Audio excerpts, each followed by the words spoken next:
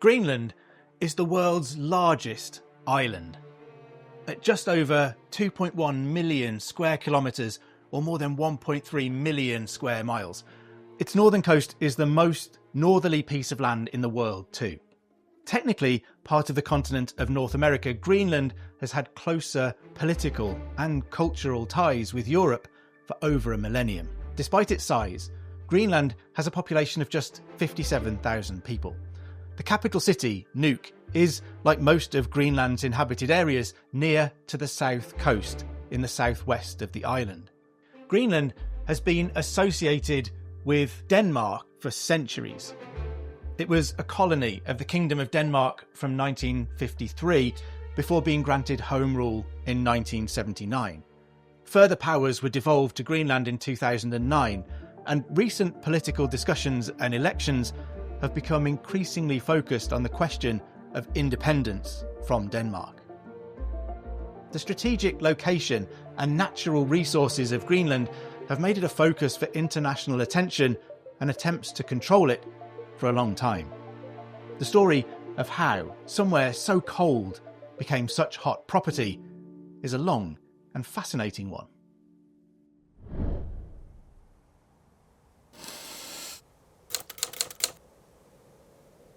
The earliest known inhabitants of Greenland are believed to be the Inuit peoples, who crossed from North America via the islands that are scattered off the coast of modern Canada.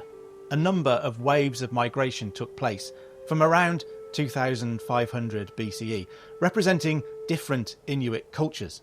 The periods of migration, which frequently overlap, have been categorised as Independence I, which began in around 2500 BCE and lasted until about 1800 BCE. Then there is Sakak, from circa 2300 BCE to 900 BCE. Independence II, from 1200 BCE to 700 BCE. Dorset I, from 600 BCE until 100 AD, and Dorset II, from 700 AD until 1200 AD. The final Inuit migration is known as the Thule culture, which arrived around the beginning of the 12th century AD. This group interacted with the Norse settlements they found on Greenland's southwest coast, more on that in a moment, and gave rise to the Inuksuk culture, which centred on West Greenland in the Upper Narvik district, and saw greater reliance on hunting on the water by kayak.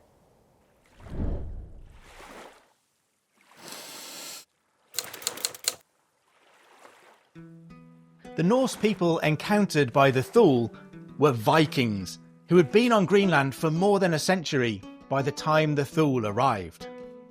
The settling of Greenland by Norsemen is usually dated to the arrival of Eric the Red in around 982 AD.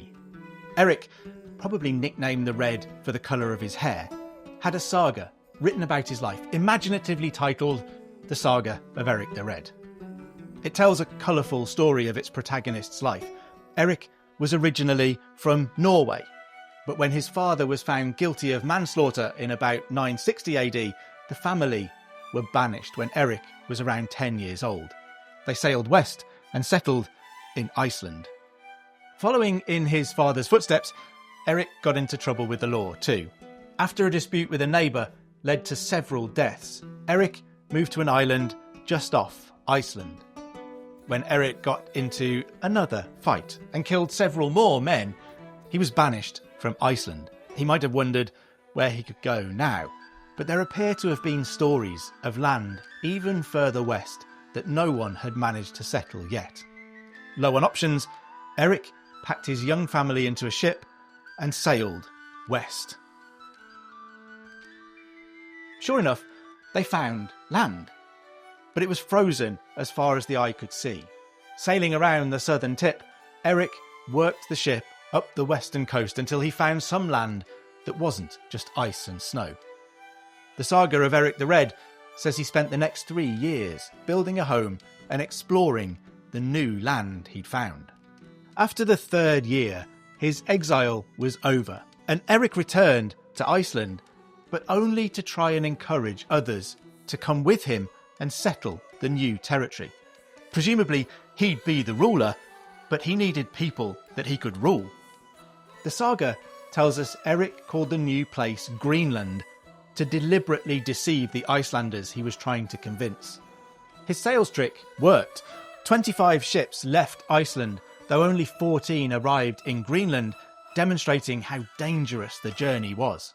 They established an eastern settlement, now Qaqortoq, and a western settlement near the modern capital of Nuuk.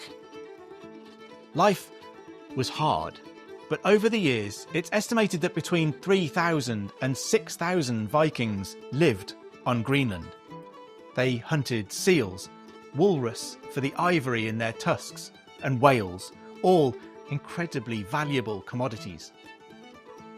Eric's son, Leif Erikson, would sail further west and be credited with being the first European to discover North America.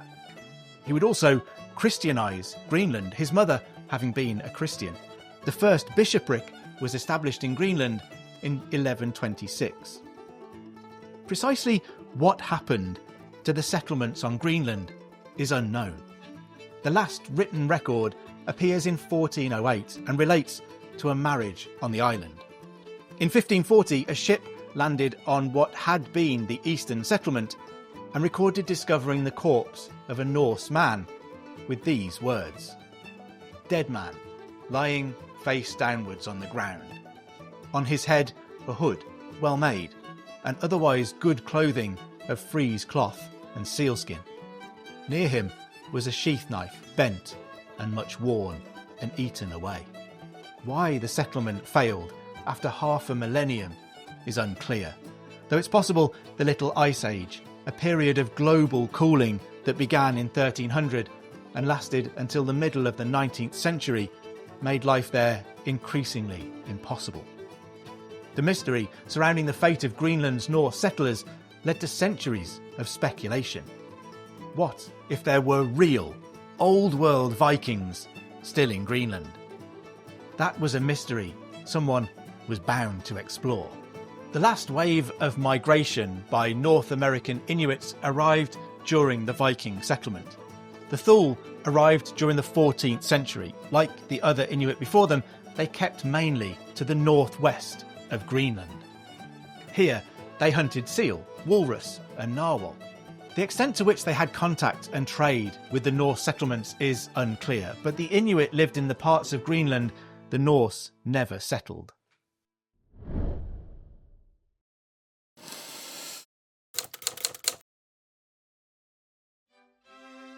The late 15th century's explosion in exploration saw a number of attempts to find a northwest passage to Asia. None were successful, but there were large-scale whaling operations in the area around Greenland by the 16th century, led by English and Dutch ships. The increased ice coverage and frozen seas of the Little Ice Age made it almost impossible to find, let alone settle, Greenland. In the early 18th century, King Frederick IV of Denmark sponsored a religious mission to Greenland. There was a belief that Vikings, isolated there for centuries, still lived there. If so, they would still be Catholic, whereas Denmark was now Protestant. They might even have reverted to paganism. The mission found no Vikings and struggled to convert the Inuit population they encountered. However, they did begin to settle the southwest coast again and operate trading posts out of those settlements. In 1776, the Danish government claimed a complete monopoly on trade with Greenland, and the island became a colony of the Kingdom of Denmark. Greenland was closed to all foreign traders, and this restriction and monopoly would only be lifted in 1950.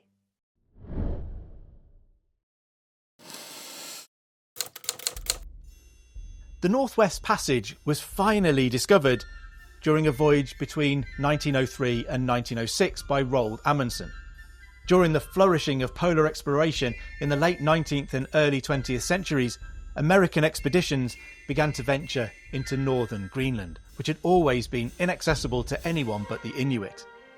One expedition, led by Robert Peary, dispelled the long-standing myth that Greenland stretched to the North Pole by charting its northern coast. These visits have formed part of an American territorial claim to Greenland. When the US purchased the Danish West Indies, now the Virgin Islands, from Denmark as part of its desire to shore up control in the Caribbean, the US gave up any claim to Greenland as part of the sale. The purchase of the Danish West Indies was preceded by threats to take the territory by force until the Danish government agreed to a sale to avoid an invasion. The US believed control of the Danish West Indies was necessary for its national security. Although Greenland was viewed similarly, the claim was dropped, even if the desire to control the island remained. In 1905, Norway laid claim to Greenland on the basis that it had been a Norwegian possession prior to 1815. The dispute resulted from the breakup of the Union of the Crowns of Denmark and Norway that lasted from 1537 until 1814 and rumbled on for many years. A Norwegian meteorologist named Halvard Devold occupied part of the uninhabited east coast of Greenland on his own accord in 1931. The Norwegian government then backed Devold's move to formally claim Greenland. After 2 years, the Permanent Court of International Justice decided the case in Denmark's favour, and the Norwegian occupation ended.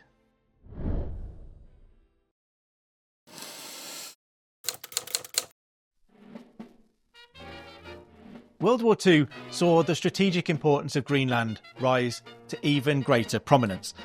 In 1940, Germany invaded and occupied Denmark, cutting off Greenland. Its position in the high North Atlantic made it a vital region that the Allies and Axis powers sought to control.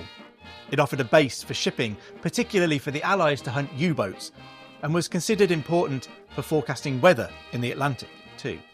In April 1941, the Danish ambassador to the USA signed a treaty giving the US permission to place military bases on Greenland.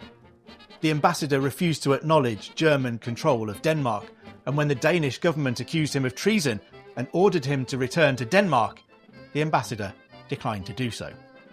Probably wisely. Greenland became a United States protectorate. The US established 14 military bases along the west and eastern coasts of Greenland, which were used by American, Canadian and British forces.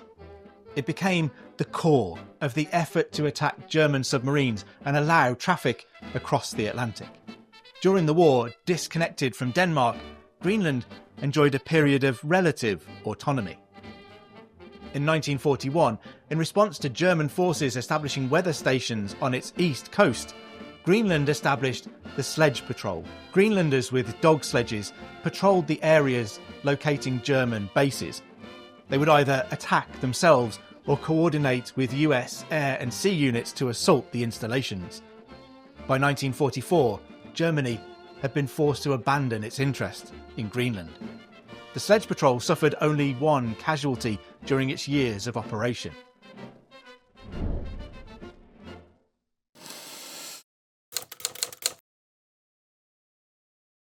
At the war's end, Greenlanders welcomed Denmark's liberation and a return to control from Copenhagen. However, the experience of autonomy had left a strong mark on the people of Greenland. The Danish ambassador to the US did now return to Denmark, where treason charges against him were dropped, and his treaty with the US was ratified. In 1951, it was replaced by a new treaty, allowing the US to maintain a military presence on bases in Greenland. During the Cold War, Greenland remained a place the US considered vital to its national security.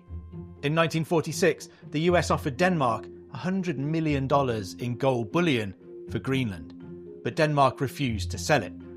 In 1955, the Joint Chiefs encouraged President Eisenhower to pick the idea up again, but it came to nothing. Greenland sits about halfway between Washington, D.C. and Moscow. The US believed it was an important position from which to counter Russia's control of Arctic seaports. It was also thought that any intercontinental missiles would most likely travel over the North Pole, and therefore Greenland before reaching America, making it a vital radar and observation point. The new treaty of 1951 made Thule Air Base in the northwest of Greenland permanent. In 1953, some of the Inuit residents were forced from their homes by the Danish government to make room for the base's expansion. This is part of the reason the base has become a source of lingering friction between Greenlanders and the Danish government. Shock, fear and outrage were caused in 1968 when a US Air Force B-52 bomber crashed in Greenland. It emerged that the plane had been transporting 4 hydrogen bombs, and radioactive debris from the crash contaminated the surrounding area. There was a large-scale clean-up operation, but it was further revealed that only 3 of the 4 bombs had been found. The 4th remains missing to this day. In 1995, the Danish parliament was rocked by a scandal known as Thulegate. It was revealed that in the years prior to the plane crash, nuclear weapons had been routinely flown over Greenland. The Danish government were discovered to have tacitly allowed this to happen, despite the country's position as a nuclear-free nation.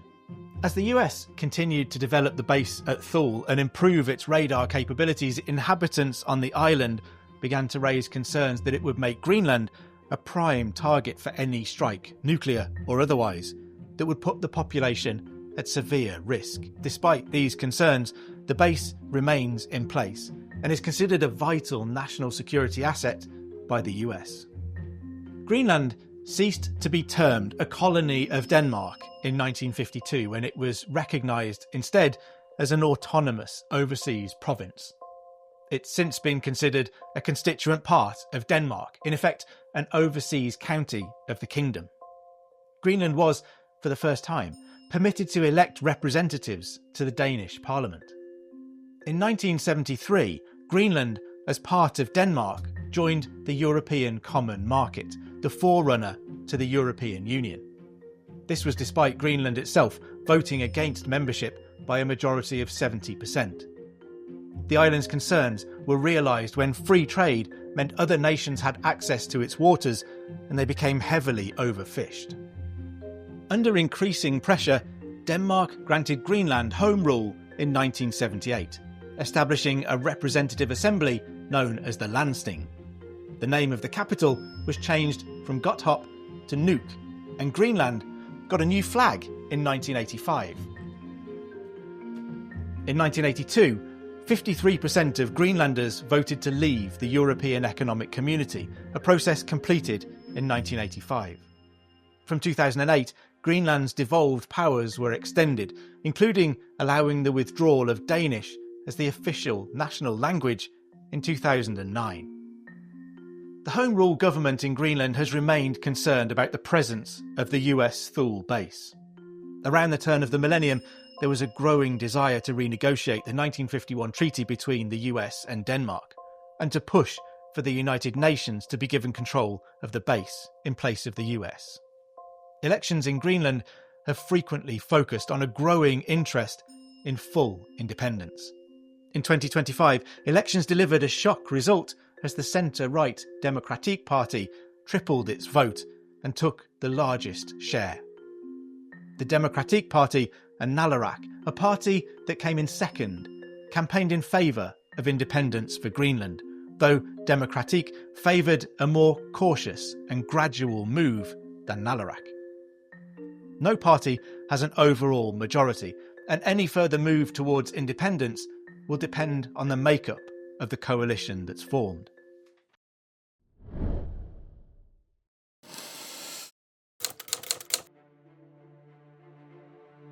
Recent polls have suggested that 85% of the population of Greenland opposes becoming part of the United States, and more than half consider recent comments from America to be a direct threat against Greenland. So why does Greenland remain such a prominent concern for the USA? Recent statements have continued to position it as vital to the national security of the United States, despite President Trump insisting he has a strong relationship with Russian leader Vladimir Putin, that Russia wouldn't attack the US, and that the US is no longer interested in being an international policeman. There is another reason why Greenland is of interest to the USA, and why the interest might be framed as relating to national security. According to the US Geological Survey, Greenland has an estimated 17.5 billion barrels of oil beneath it, and significant reserves of natural gas. However, environmental considerations and objections from indigenous peoples mean that oil and gas extraction is currently banned in Greenland. In 2023, a European Commission survey established that Greenland contains 25 of the 34 rare earth minerals considered critical raw materials. These deposits are believed to be considerable and are materials vital to the production of electronics and green technologies. The extraction of these rare earth minerals is currently dominated by China. The US has demonstrated an interest in securing access to rare earth minerals in Ukraine in order to assist in finding a solution to Russia's invasion of that nation.